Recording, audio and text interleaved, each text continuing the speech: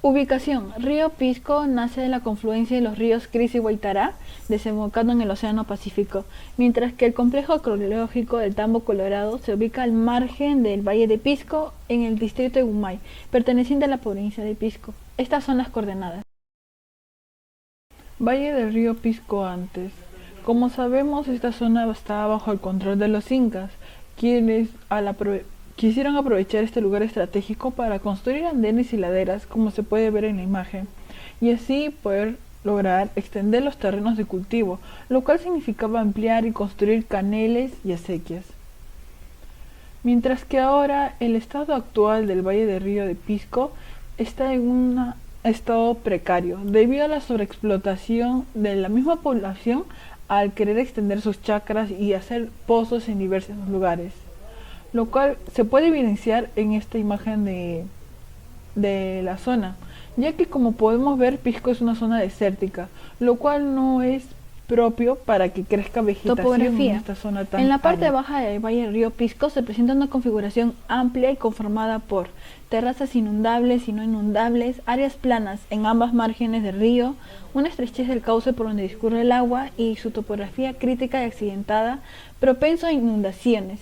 ¿Qué queremos decir? Que al estar en un lugar tan plano y bajo, el río se puede llegar a desbordar. En la imagen, como podemos ver, las áreas azules serían las áreas más planas, mientras que las áreas rojas son los más altos, y el tambo colorado se encontraría como a las faldas de un cerro. En la imagen del Google Earth se puede evidenciar esto al verse en un paisaje totalmente plano con vistas alejadas de los cerros. El clima. La temperatura promedio es de 21 grados, varía entre 28 grados en enero y 9,8 grados en octubre, y el clima es tropical. La precipitación fluvial es relativamente baja en esta zona, cerca de la costa. Importancia. Cobra importancia puesto que evalúa la potencialidad hídrica superficial existente, además de que por su ubicación geográfica es de gran importancia para la agricultura. Lo que vive y se produce en el río son al ser un valle, es un lugar propicio para la agricultura, al igual que para el consumo y distribución del agua dentro de la cuenca media. Pueden darse cultivos como de algodón, alfalfa, vid y espárrago, además de que se pueden encontrar algunos seres vivos como la andinoacara y el camarón de río. A continuación voy a hablar sobre la historia de Tambo Colorado. ¿Quiénes habitaron el valle antes y mientras Tambo Colorado estuvo en uso? Bueno, el lugar donde se construyó Tambo Colorado estuvo inicialmente habitado por los chinchas, personas que en esa época eran denominados los mejores comerciantes. Luego, los incas, con el fin de ser eficaces en sus largos viajes por la conquista, construyeron tambos. Uno de ellos fue Tambo Colorado. En este lugar habitaban principalmente el Inca, los grupos pequeños de militares y los chasquis. ¿Por qué existió? Bueno, Tambo Colorado existió con el fin de poder controlar las rutas comerciales entre la costa y la sierra. También permitió a las tropas del Inca poder descansar durante la noche en una zona protegida y segura. Y también a la vez reabastecerse de lo necesario. Luego, ¿para qué se usó? Bueno, habían recintos, áreas especiales donde albergaban a los chasquis, los mensajeros de esta época. También en este lugar se usó para festividades del Tahuantinsuyo. Por ejemplo, el Inca se subía a las plataformas que eran denominado el Ushnu e empezaba las ceremonias, ¿no? Ceremonias importantes. En este lugar también se realizaban sacrificios. Bueno, los tambos eran palacios, cuarteles, centros administrativos, control y abastecimiento.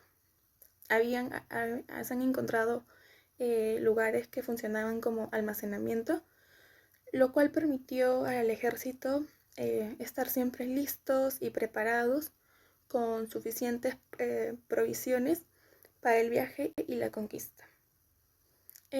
Un dato extra es que que el tambo era sustentado con productos de los indígenas nativos que vivían alrededor del tambo. ¿Con qué se enlaza Tambo Colorado? Bueno, como sabemos, los incas trazaron una red vial de más de 24.000 kilómetros, comenzando en el Cusco y conectando puntos muy lejanos del imperio. Uno de ellos está en Tambo Colorado, el cual se encuentra en el Camino Real.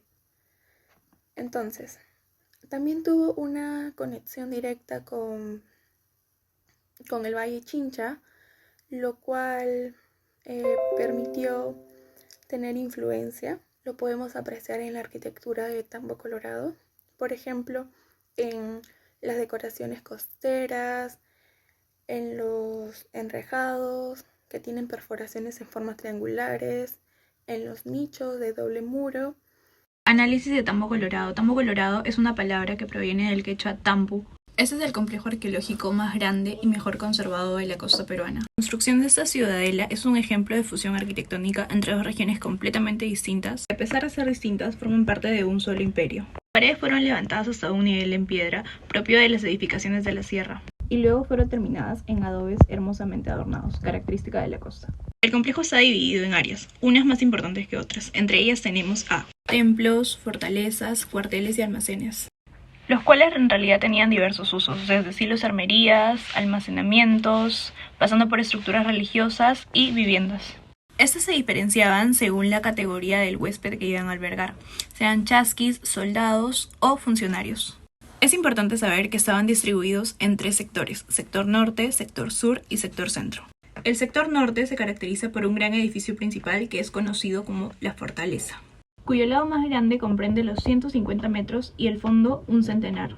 Esta área estaba destinada a servicios públicos. Dispone de una única entrada y tiene un patio en el interior, entorno en el cual se distribuyen 30 alojamientos. Ahora, hablando del sector sur, está compuesto por 2 edificios rectangulares, los cuales están divididos por un muro, y al igual que el sector norte, tiene patios como ejes distributivos.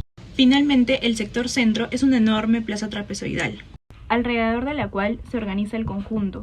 En el centro se encuentra el popular Uxnu, que era una plataforma trapezoidal. Cuenta con una rampa en la cual el Inca da las festividades más importantes, aunque también es importante saber que era utilizada para sacrificios y actividades astronómicas.